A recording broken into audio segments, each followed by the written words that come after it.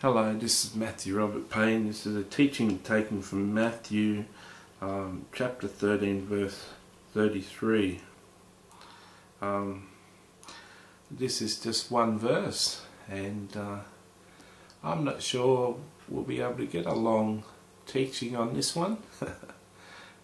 That'll be a good rest for me tonight as I teach. It means I can cover more of the parables. But let's have a look at this. Another parable he spoke to them, the kingdom of heaven is like leaven, which a woman took and hid in 3 measures of meal till it was all leavened. The best as I can understand that's just like putting, mixing up some yeast and putting that in some flour and leaving the yeast to make the flour expand and have a gaseous gas reaction, and the flour just expands and the dough expands to a point where you can fold it and make it into bread and buns. So if leaven is actually like yeast, it's the same thing, which I think it is. How is the kingdom of heaven like that? How is it that you can get a little bit of yeast and make something very productive, a whole lot of bread? Well, one little baby was born in Bethlehem, just one prophet, just one man in the whole of the history of the world.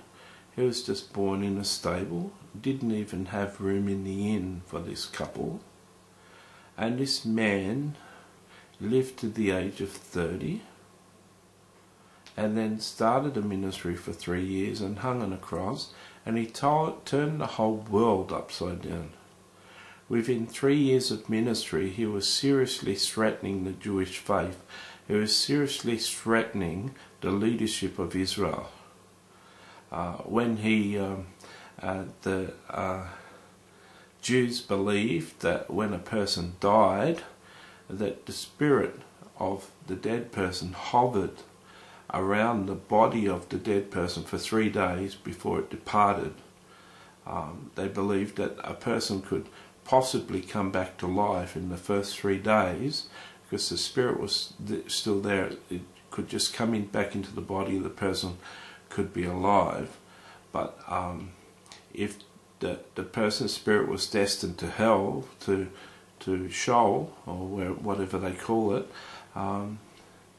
the person's spirit on the 4th day would go there, and if they were destined to go to paradise and wait for the resurrection of the dead, they'd go there.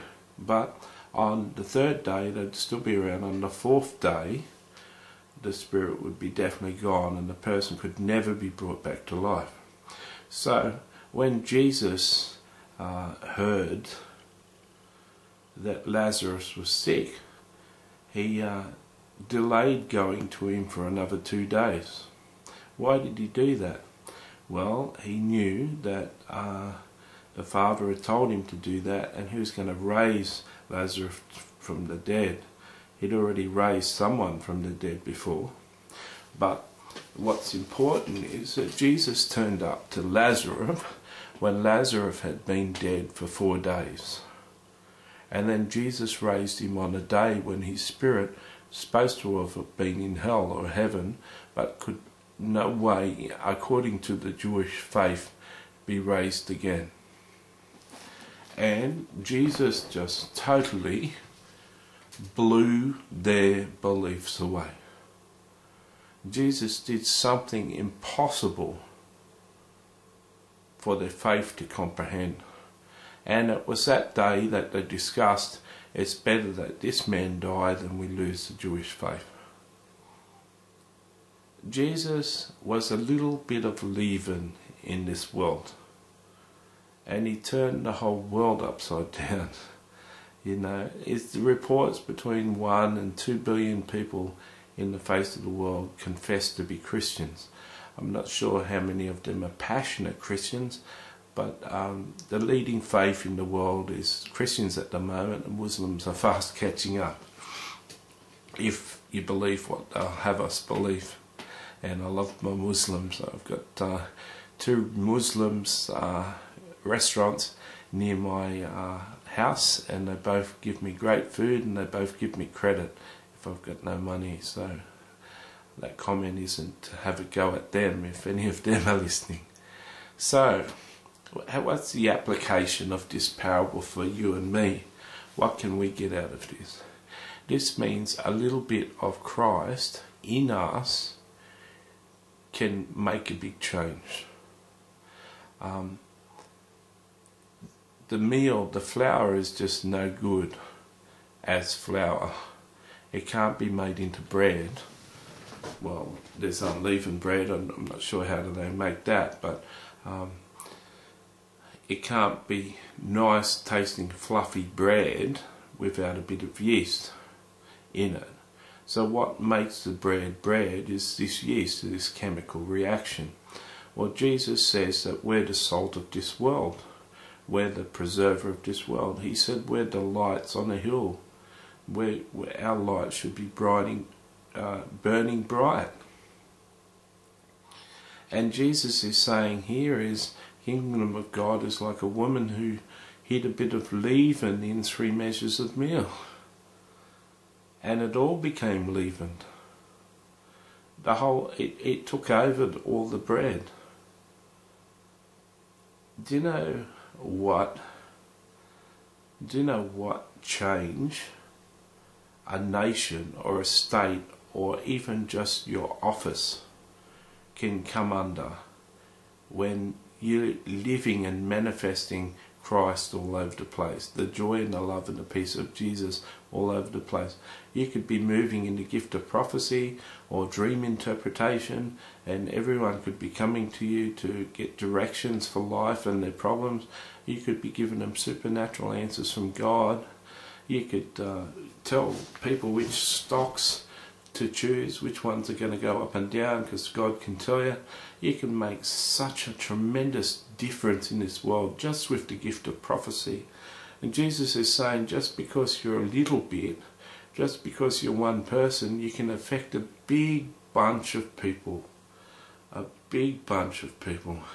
There was a guy handing out tracts in Sydney, and he was just handing out gospel tracts in Sydney, and says, care to hear about Jesus? Care to hear about Jesus? And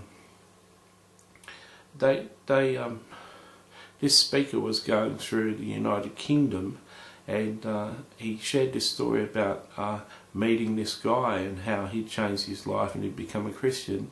And someone in his meeting says, I've met that guy, and that's why I became a Christian. And wherever this guy went and preached all around the world, he'd shared his story. And you know, there was a chaplain on an army base that was head over 1,500 soldiers, and there was a person who planted hundreds of churches who was saved by these people. There were leaders in countries. There's thousands and thousands and thousands of people were affected by this humble man just handing out tracts. He had no idea. No one had come back to him. He had no idea of the impact that he had. And this guy chased him up when he came to Australia and told him all these stories of the accounts of what people had said about him and the impact he'd make and how they became a Christian because of what he was doing. He was just standing out there 3 hours a day, 5 days a week. He was retired, just handing out tracts saying, want to hear about Jesus, want to hear about Jesus. I think he was saying, what would you do if you died today? Or something. Whatever he said was really sticking. It's immaterial what he was saying. He just had such a huge impact. I don't read a lot of books about history, but there's one person I know that went to the outpouring at Toronto, got the Toronto blessing, and she got so slain by the Spirit that she had to be carried out of the meeting because she couldn't walk. And they'd been missionaries in Mozambique for many years and hadn't seen much. Now they've planted 10,000 churches in Mozambique and surrounding nations, and taken in up to 10,000 orphans off rubbish tips and prostitutes and young kids whose parents have died of AIDS or war. And they're making massive impact. Every person she lays hands on who is deaf hears. Every 100% of people who are deaf that she prays for hears. And blind eyes open, crippled people, raised people from the dead. Her pastors in the bush churches have raised over 100 people from the dead. She's just one person that was touched by God. Are you one of those people? You know, I encourage you, there's nothing I can encourage more is to sit down and listen to all these videos I'm doing on the parables. Don't just listen to this one, listen to all of them. When the book comes out, get the book. The book's going to be available free on PDF. You can get the book free on PDF. Get the book for yourself. The book's going to be published. Buy the book, underline the book, apply the book. You can make a difference. See, this parable's about you. You're just one person. You're just a little thing. You're just an insignificant person. You can make a difference. You can change your whole workforce. You can change your whole state. You can change your whole company. You can change your whole nation. Come on, you can do it. So many people are going to change this world, as prophesied the last day's workers in the parable of the landowner that paid people a denarius for just 1 hour's work.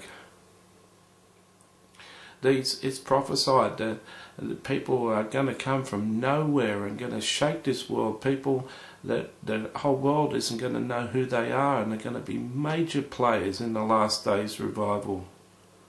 Are you one of those players, you know? Are you one of them? Those 144,000, I think, is an exact number mentioned in Revelation. They're going to shake this world. Are you one of them? I don't think it's 144,000. I think it's about 2 million of supercharged, healing, fired up people. Are you one of them? I know I am. I'm crazy. I really am crazy, but I know I'm one of them. I've healed 3 times in my life. I haven't got much faith for healing, but each time Jesus has said do something, I've done it and people have been healed. I healed a lady who'd had a migraine day and night for 7 years. And you know what I did to heal her? I just wept. I just wept to Jesus and said, Jesus, please take that away from her. I just broke down and wept. I wrote her an email and I said, I've prayed for you, and I've prayed that the pain would decrease. She opened the email, she said, and the presence of God dropped on her so powerfully and her migraine disappeared. That's been a year she hasn't had that migraine. I didn't have the faith to heal someone with a migraine that had been going for 7 years. I didn't have the faith for that. But I had the compassion to weep and beg Jesus, please, please do it. You know, I'm no one great, but Jesus is fantastic. And you can't do all these parables. You can't do all these things in your own strength. You can't honestly do everything I'm saying. But Jesus working through you. If you're dead to yourself, you're alive in Christ, and Christ can do mighty things through you. Are you a little insignificant person? Or are you a little bit of leaven that's gonna make the whole dough rise? Are you the yeast? Are you a little bit of leaven that people put into a batch of bread and then bake enough pizza dough to make 100 pizzas? Hey, wouldn't that be great? Could you invite me around when you make the 100 pizzas? God bless you.